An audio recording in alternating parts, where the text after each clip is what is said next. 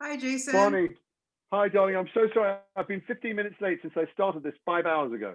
I've just been Jason, I would continually. wait. I would wait an hour for you, so it's all good. Oh, God bless you. Because I know we all have busy lives nowadays, packed schedules. Yeah, we do, and we can do it via Just Zoom, rammed. which is fantastic. Coming at you from Toronto, my friend. I I'll remember be there in 2 years weeks. back we spoke on the Yeah. set of The Tuxedo. My goodness. I loved that making that film. Actually, tragically, the tuxedo happened at another time of global crisis.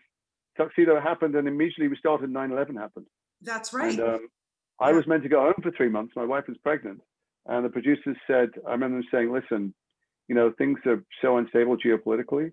It'd be wonderful if you wanted to stay." And I said, "Well, I don't work for 3 months." And then, but my wife is pregnant. They said, "I know, but technically in your contract, I mean, we could even insist that you stay." And I went, "Yeah," but they went, "So we are."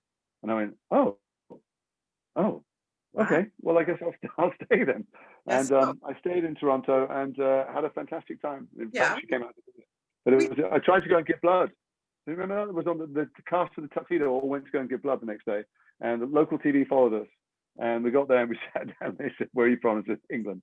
They said, "Did you eat meat between 1980 and 2000?" I went, I "Yeah." And they guess. went, "We don't want you. We don't want your blood. Go away." And the No crew way.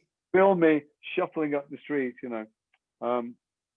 Yeah, but it's my love affair with Toronto. I married a Canadian, and now both my kids have Canadian passports, I and know we would that. in fact have taken off to Canada, but I don't have a Canadian passport because I'm not allowed to have one until we live there for 6 months. Yeah. But we will be there right now. I'll be there in 2 weeks. I'm shooting a pilot there in 2 weeks.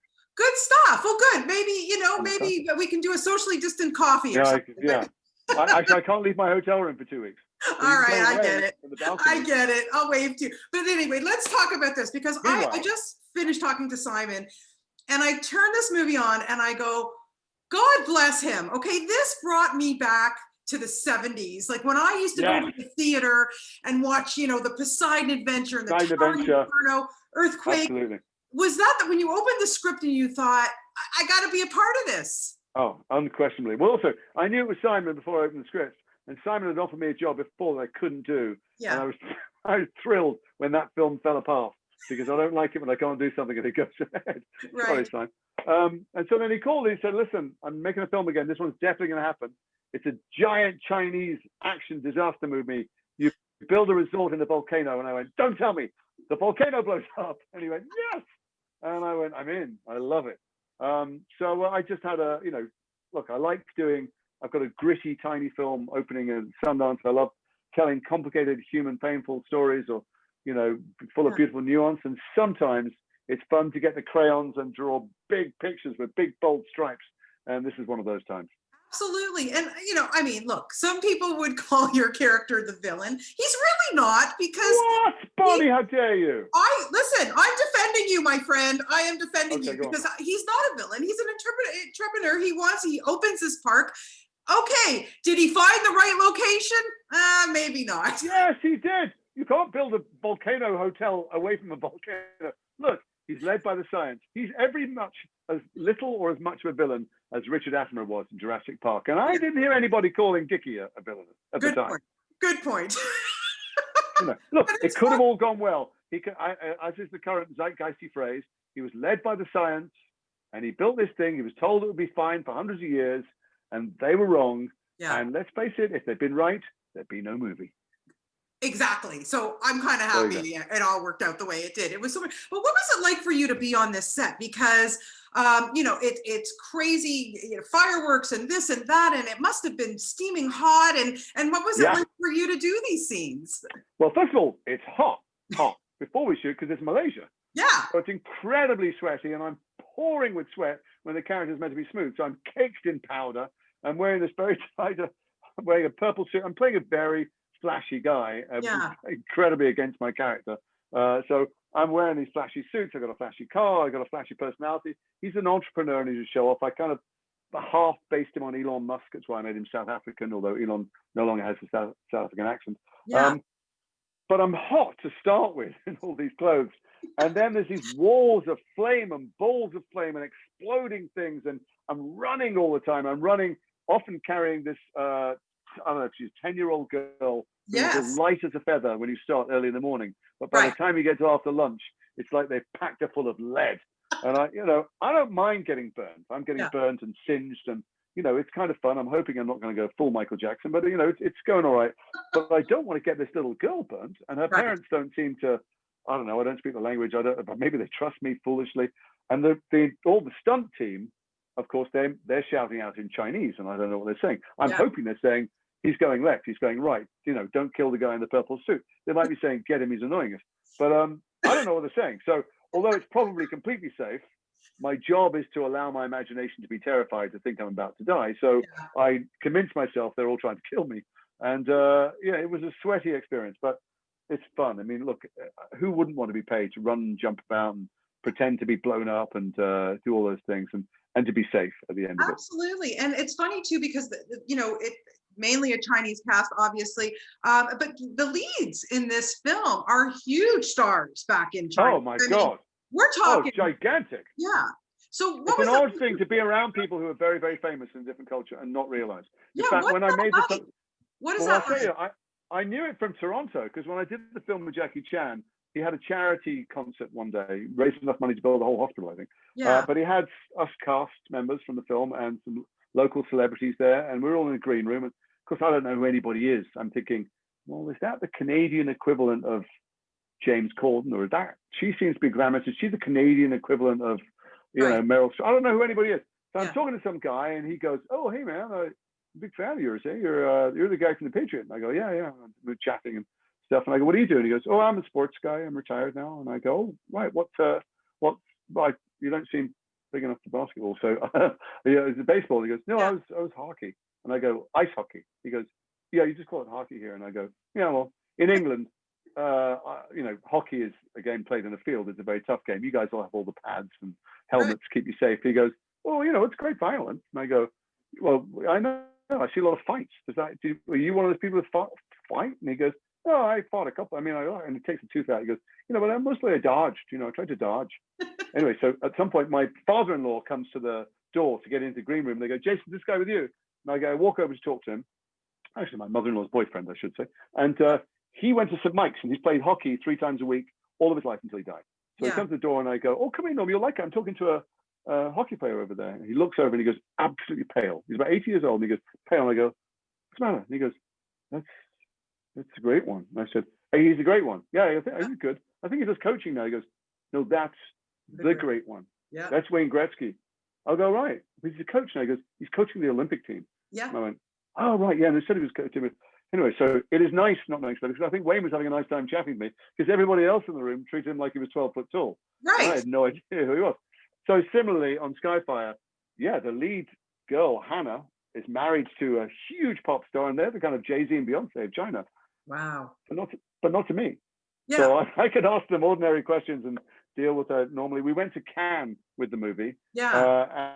And similarly, when Chinese people see them, they just go, they just fall to the floor. But when anyone else sees them, they don't know that. They are, of course, famous with more people in the world than Bruce Willis or Meryl Streep or anybody because it's billions of people who know them. Yeah. But all that said, there was no ego on the set. When they make a movie in China or a TV series, they don't have any days off. They do 7 days a week. Yeah. So it could be 6 months or 9 months. There's no days off. They don't have any what we have in the West turnaround. So if you finish at 2 in the morning, you start at 6.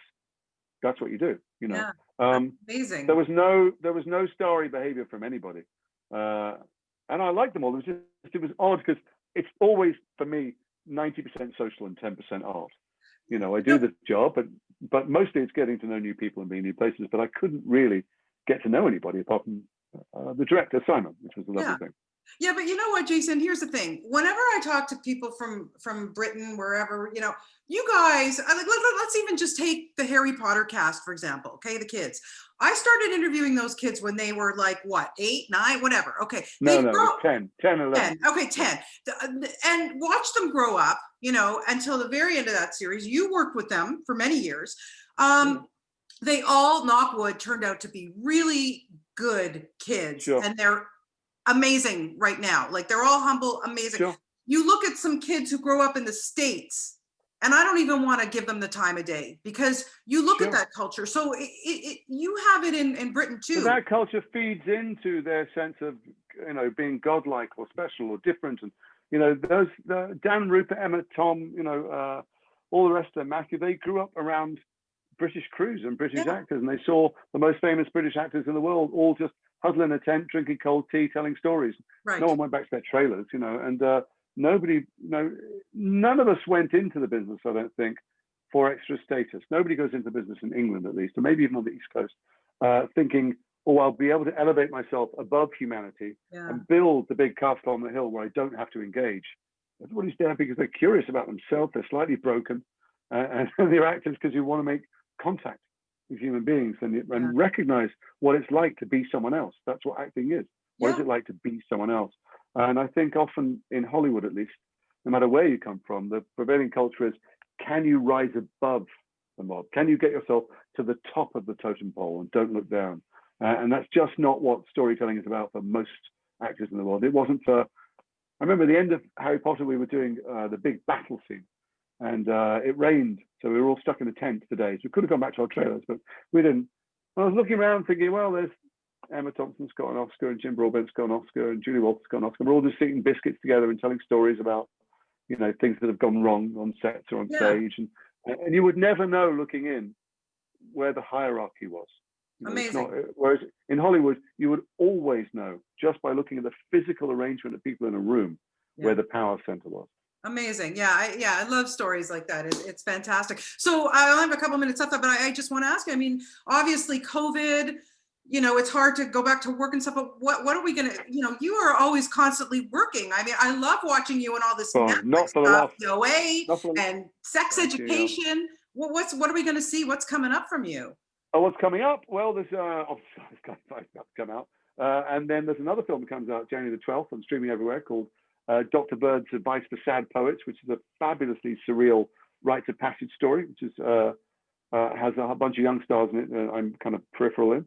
And then there's a film at the Sundance Festival called Mass, which is a really, I mean, devastatingly powerful film where two sets of parents meet. One is one in a kind of reconciliation meeting. One lost their kid in a school shooting, and the other are the parents of the shooter.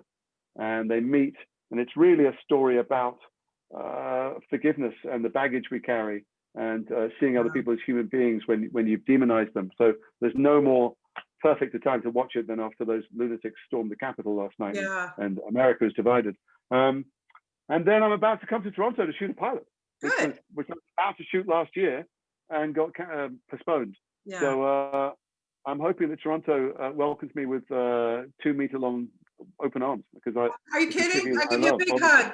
I'm giving you a Zoom virtual hug. What's open? Can I get a restaurant's open? Can I get takeaway? Not really, but I'm sure they'll be able to figure some stuff out for you. There's a lot of takeout and delivery, so I'm sure. No, I wouldn't go in. Listen, I've had 3 members of my family in hospital with COVID. So I know that. I don't take it lightly at all. Yeah. I don't understand how anybody does. I don't know how anybody who ever watches the news will go into a shop without a mask on. I know. It beggars belief to me, but no, at least I'm playing a surgeon in this pilot, so I'll be wearing a mask You'll have a most mask of the time on set. Exactly. We'll just be one of those guys who never takes it off. We have a lot of good delivery, and for sure you will be fed and taken care of. So happy to have you come back here, and always a pleasure to talk to you, Jason.